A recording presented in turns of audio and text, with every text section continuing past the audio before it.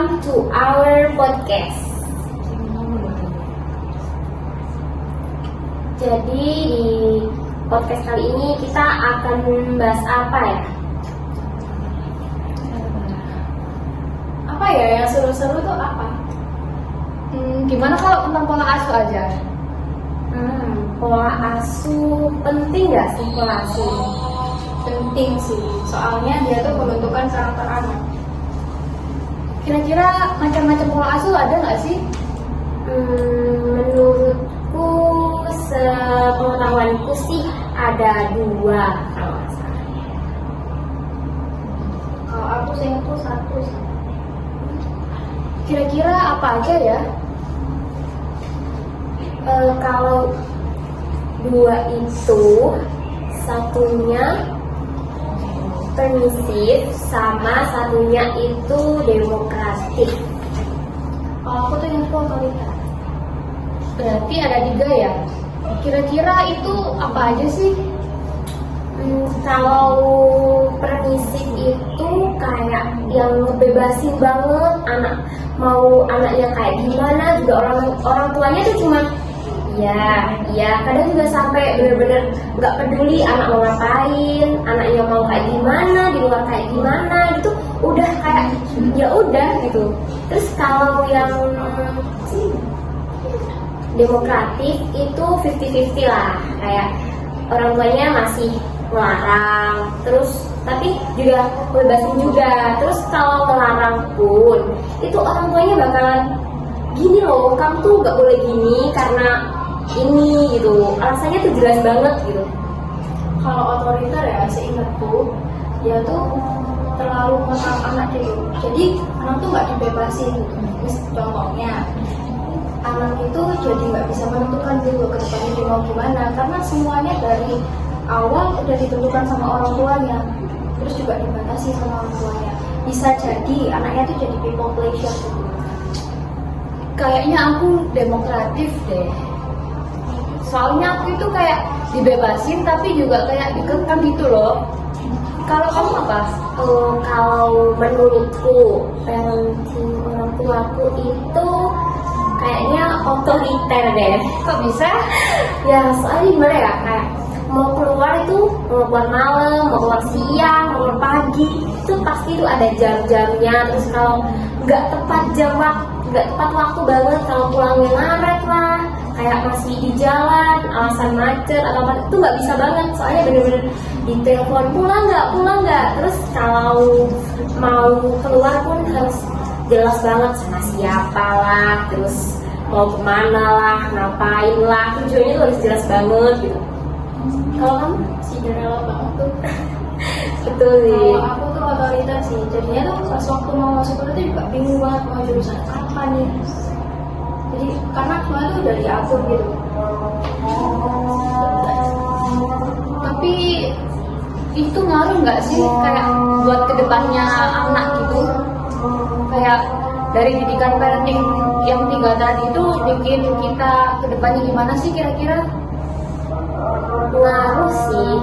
Soalnya tuh kayak kita kalau parentingnya otoriter, jadi orangnya tuh apa ya, kayak lebih suka mendem. Kalau bahasa gaulnya sih introvert. Itu kayaknya aku deh. Jadi menurut kalian nih, parenting mana sih yang paling cocok buat diterapin? Kalau menurutku itu mungkin demokratis deh, yang 50-50 itu gitu. Iya sih, karena kan kalau menurut aku ya dari pengalaman pribadi aku kayaknya kita itu bisa kayak mengutarakan pendapat kita sendiri gitu loh. Itu gak jadi people pleasure banget gitu loh. Ya gak sih, setuju gak sih? Setuju banget. Boleh. Tapi nih ya, kalau misalnya kita nih lagi kayak aku kan otoriter nih, nggak tahu gimana caranya untuk nge-treat anak aku nih di parenting demokratif, karena kan dulunya otoriter nih. Menurut kalian tuh gimana ya solusinya? Kalau menurutku itu kan banyak tuh, udah banyak media sosial lah, terus platform-platform yang kayak pendidik kayak seperti itu. Menurut aku juga sih, karena kan kita juga sebagai orang tua kan juga ada kayak sosial media buat kita bisa searching gitu loh, kayak parenting ini tuh gimana sih, parenting itu tuh gimana sih gitu loh, ya nggak sih? Iya sih, tapi kan ada dampak negatifnya juga gitu. Kalau misalnya orang tua ini nggak pintar untuk apa ya istilahnya tuh kayak memanfaatkan gitulah. Akhirnya kan sekarang banyak tuh kasus-kasus anak kecil yang kecanduan HP sampai kalau nggak dikasih itu bisa terus. Iya sih benar. Tapi kalau menurutku ya, kalau kita sebagai orang tua itu harus kayak kalau anak belum genap, apalagi belum 1 tahun ya, sampai 3 tahun itu mending jangan banget dikasih handphone. Soalnya tuh bakalan jadi seperti itu, kayak gak dikasih tantrum, terus kecanduan handphone lah, terus kalau main di luar tuh udah gitu aja, tapi kalau di dalam tuh bener-bener sampai gini banget gitu. Setuju sih. Aku juga pernah dengar juga ya. Kalau misalnya anak dia, bahkan kalau misalnya anak di atas usia 3 tahun ini, itu emang udah boleh kasih handphone, tapi dalam pengawasan orang tua. Kan sekarang banyak ya kayak konten-konten gak benar, jadi harus banget main handphone pun harus diawasi. Itu pun 1 hari tuh cuma dibatasi 1 jam aja. Setuju sih, soalnya kalau anak terlalu banyak main handphone, kayak sosialnya sama anak-anak lain, anak-anak seusianya tuh bener-bener kebatasi banget gitu.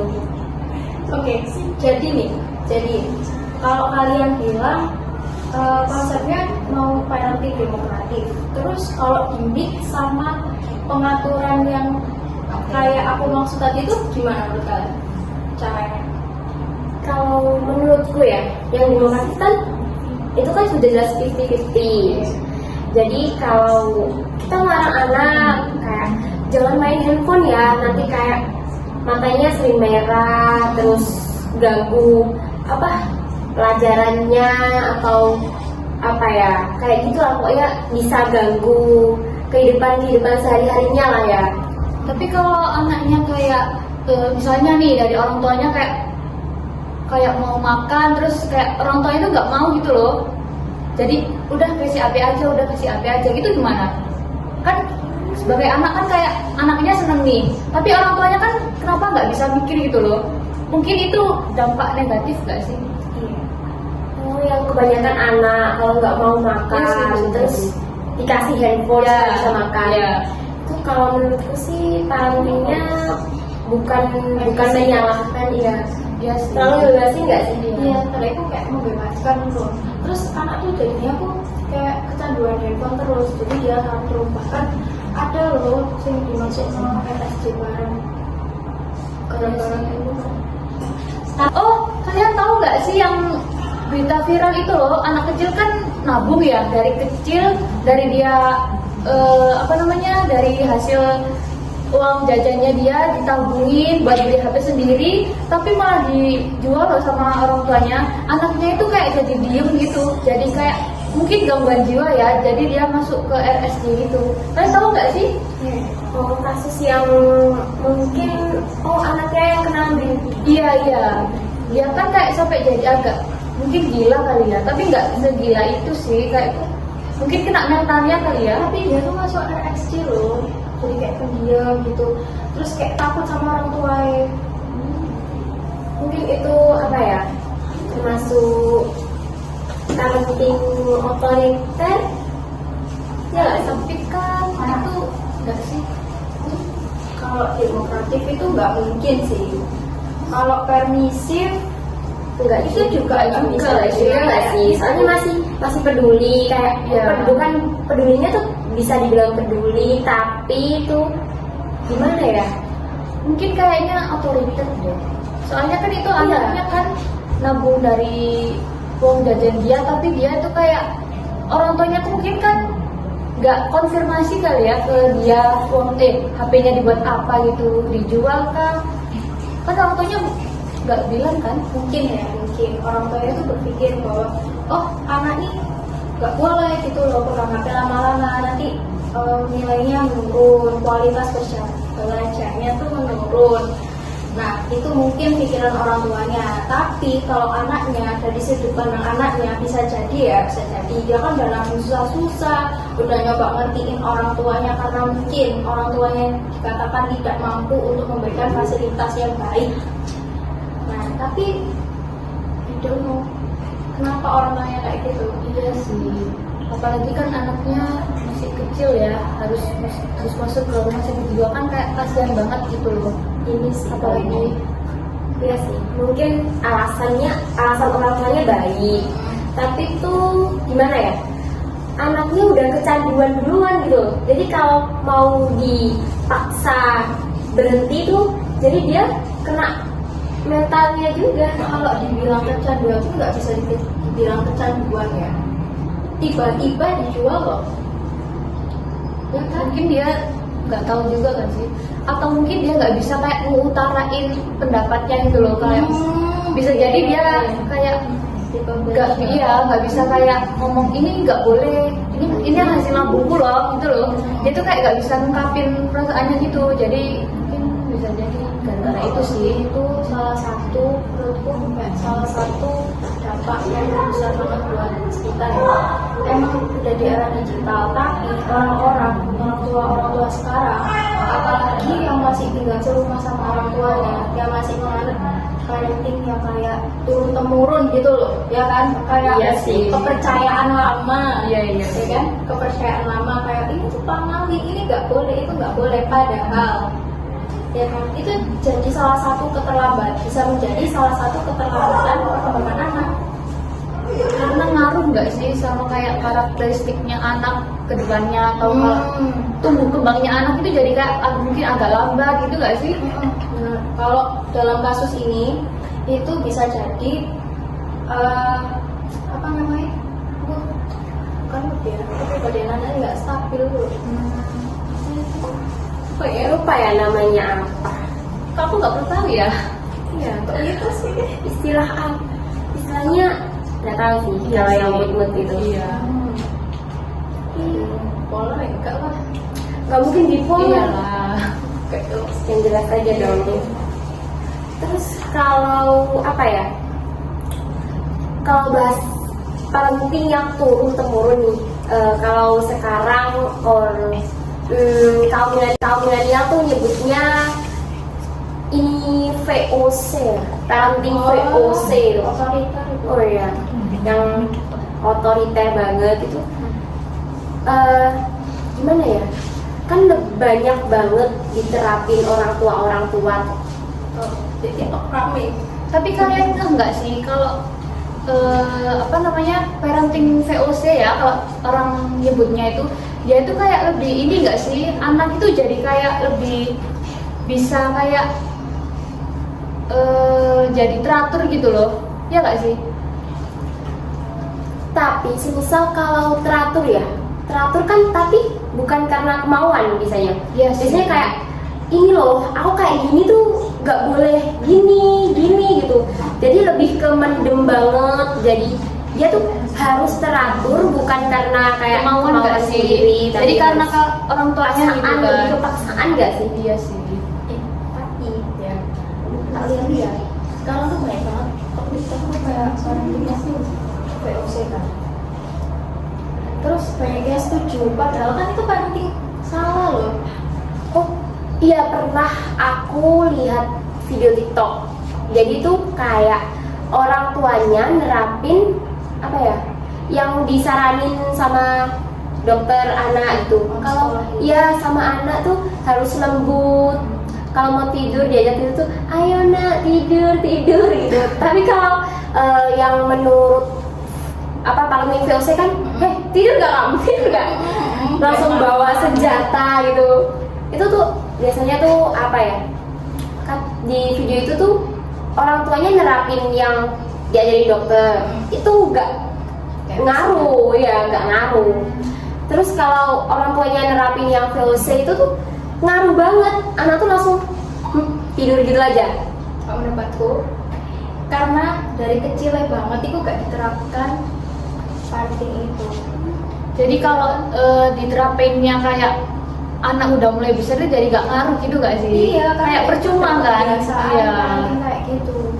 Jadi kita kan menerapinnya tuh dari usia 0. Iya sih, mungkin pas habis dia bisa gitu kan. Pas waktu di Iya. pas waktu di perut aja kita udah bisa ngajak ngobrol tuh ya.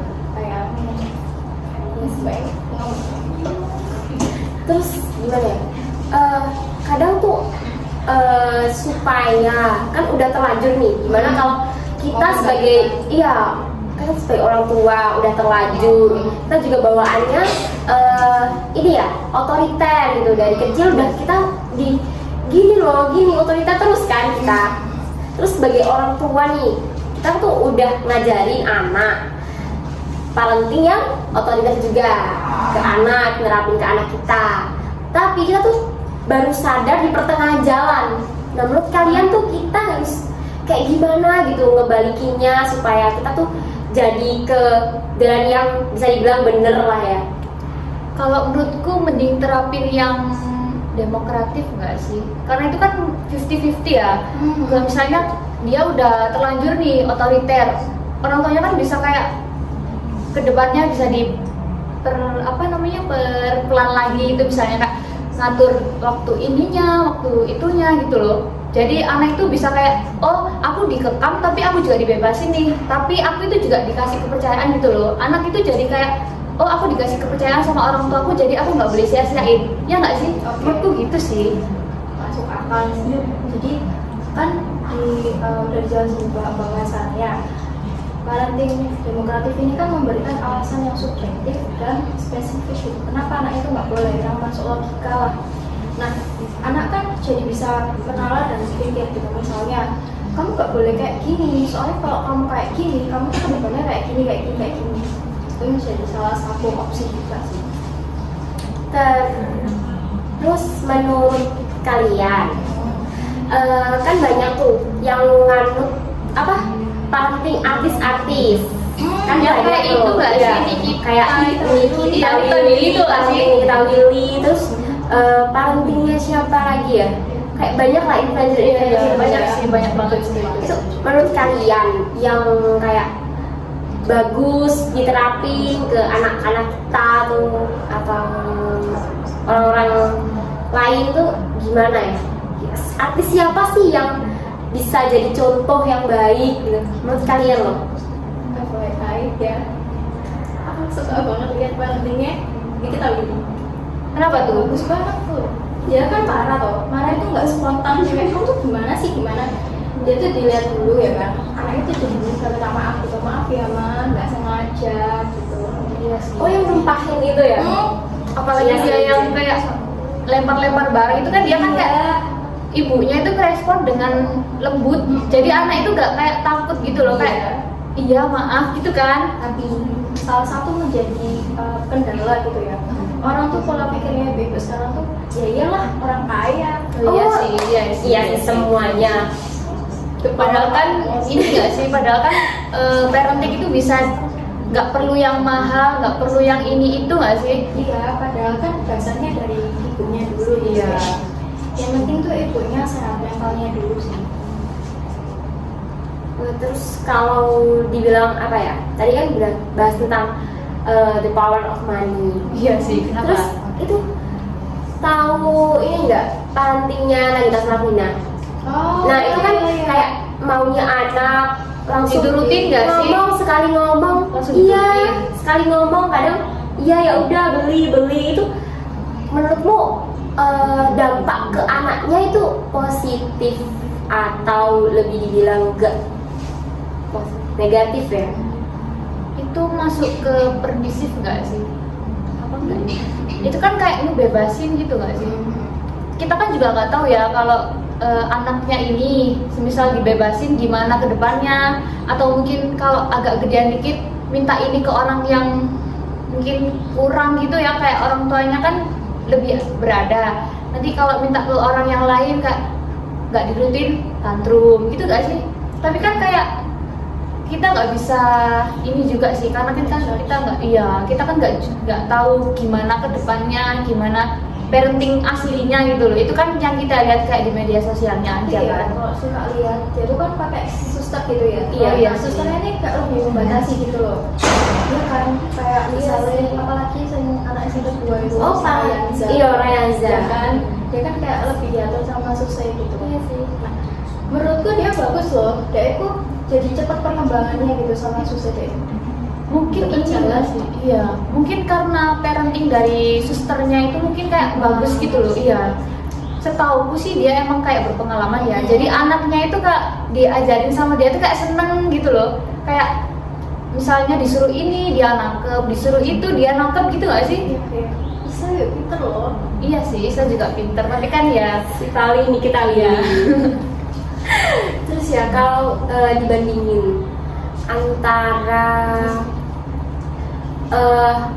bagus gak kalau kita parentingnya secara langsung? Nah tadi kan kita ini kan langsung gitu ya. Terus sama lewat perantara suster. Meskipun susternya susternya berpengalaman, terus bisa menata banget lah. Itu gimana ya? Kayak intinya pasti si anak tuh juga bakalan lebih ke susternya. Tahu nggak maksudnya? Tahu. Lebih ke susternya daripada ibunya itu sendiri.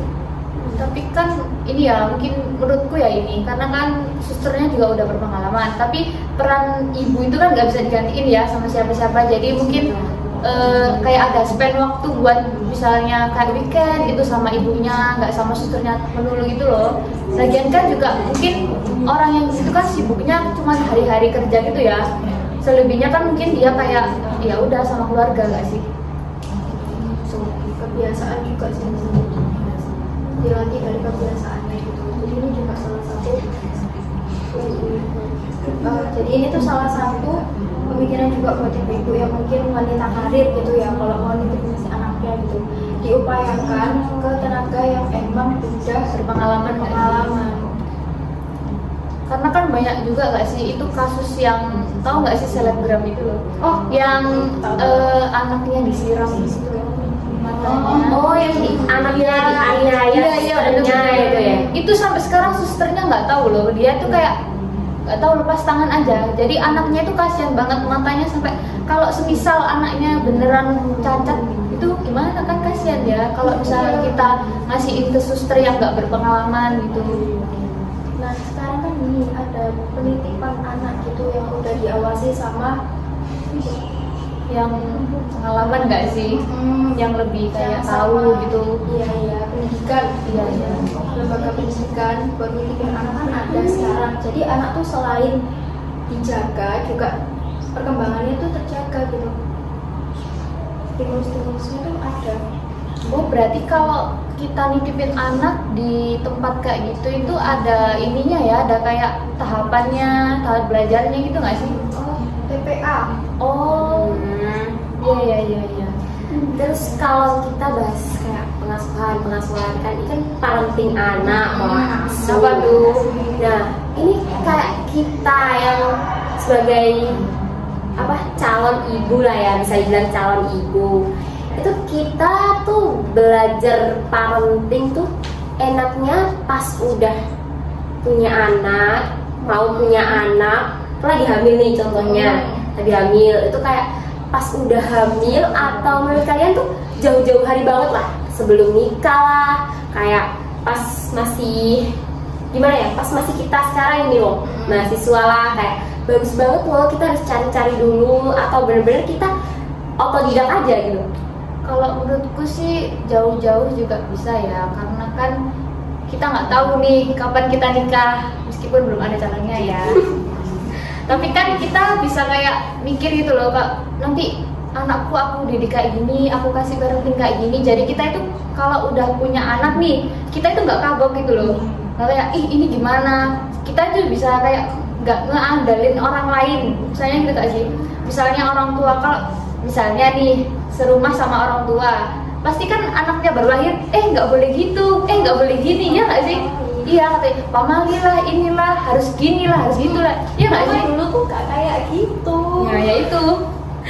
Padahal kan kita kan juga bisa belajar dari internet, media sosial yang lain kan banyak, ada kayak workshop itu kan banyak banget kan. Jadi tinggal kitanya sendiri sih yang kayak aku mau deh nanti anakku kayak gini, jadi yang anak yang lebih baik, anak yang lebih pintar, anak yang bisa menghargai semua orang, nggak sih? Setuju sih. Jadi menurutku sekarang ya anak-anak muda, terutama cewek-cewek yang Iya jadi sih. calon ibu, nggak cuma cewek tapi juga cowok. Karena sekarang Indonesia tuh salah satu masuk salah satu negara yang masuk Fatherless nggak sih? betul. Ya sih. Iya, betul. Iya. Iya, betul. Nah, jadi kan ini sih, peran ayah tuh sangat penting Banget salah nggak satu sih? sangat penting Banget, dalam banget. perkembangan anak gitu kan. Pertama tuh menjadi sosok contoh gitu ya. Kedua tuh biasanya anak tuh kalau anaknya cewek jadi first love-nya ayahnya ya kan. Tapi banyak juga loh anak yang first love-nya itu bukan ayahnya gitu loh. Jadi Ya, kayak dia tuh kehilangan sosok ayah gitu loh. Iya. Kan Itu kayaknya dampak buruk sih. Karena kan gimana ya, harusnya kan anak itu dididiknya sama orang tua kan. iya. Bukan ya gak menyalahkan orang yang maaf ya divorce, tapi kan kita juga harus, meskipun kita divorce tapi kan kita juga harus bisa ngembangin pertumbuhan anak itu kan bareng-bareng ya. Iya. Kayak ini gak sih, tahu Russell Brand-nya gak sih? Oke. Dia kan udah divorce ya, tapi dia kan tetap menjaga baik anaknya gitu loh, sampai dia dikasih apresiasi, dikasih hadiah dan lain-lain lah. Jadi tuh parenting bukan cuma ibu doang ya. Iya, bener banget. Yang intinya yang penting lah, ayah juga penting banget gitu. Kalau nggak diselingi contoh, kalau nggak diselingi apa ya, bisa dibilang first love tadi juga bakalan anak. Ayah sih support banget. Harus jadi support sih. Kan pas waktu hamil terutama ya, sekarang tuh banyak banget loh ibu-ibu yang baby blues gara-gara nggak didukung sama sekitar, terutama sama Iya suaminya. Apalagi yang tinggal sama mertuanya, Iya. banyak tekanan kan. Iya sih. Apalagi suaminya cuma diam, nggak mendukung dan nggak tahu posisinya si istri. Terus kalau kita bahas tentang pola asuh. Kalau kita bahas tentang kita udah rumah tangga, tapi masih sekolah sama orang tua, mertua. Itu tuh gimana ya? Menurut kalian kalau mertua kita ngikut dalam parenting kita itu kita harus gimana gitu? Kan nggak enak juga ya. People pleasure ya. Iya sih, pasti kayak nggak enakan banget gitu kan. Benar. Kalau menurutku ya, kita tuh cukup kayak gini aja, kayak ya udah lah Mak, itu kan dulu ya kan, tapi banyaknya sakit hati juga sih. Tapi kita kan bisa pakai bahasa yang baik dan benar. Misalnya kayak iya Mas, soalnya aku tuh lihat di ini loh, dokter ini tuh kayak gini sarannya, parentingnya baik itu seperti ini gitu. Kita kasih alasan-alasan yang cukup masuk akal dan juga kita kasih dia tunjuk videonya gitu. Emang harus pelan-pelan nggak sih kalau ngasih tahu orang tua itu? Iya. Karena kan kita nggak tahu ya anak kita ke depannya kalau beneran dididik kayak kita dulu itu gimana kan ke depannya kan. Kita aja kan kayak gini ya.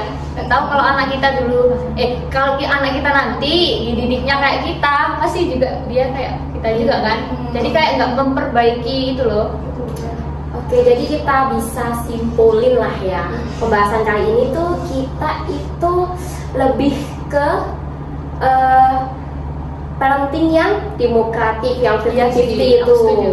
Terus harus lebih ke matengin lagi lah parenting kita sebelum kita punya anak juga, supaya nggak berdampak di Ke anak kita anaknya. itu sendiri. Oke, jadi sudah lama ya kita berbincang-bincang banget. Ini udah banyak banget perbincangan kita. Sepertinya udah Di akhir penghujung. iya sih, udah cukup lama banget Iya ya. Udah sih. nggak ada pembahasan nih kayaknya. Kayaknya udah kita bahas tuntas nggak sih? Iya. Oke, Kalau itu kita tutup aja yuk. Yuk. ya, mari kita tutup pembicaraan kita kali ini. Apabila ada kata-kata kita Yang kurang nggak enak kali ya, iya, yang salah atau gimana atau itu salah, mungkin bisa dibantu sedikit-sedikit lah ya. sih. Oke. Sekian dari podcast kami. Wassalamualaikum warahmatullahi wabarakatuh. Bye bye. Waalaikumsalam warahmatullahi wabarakatuh.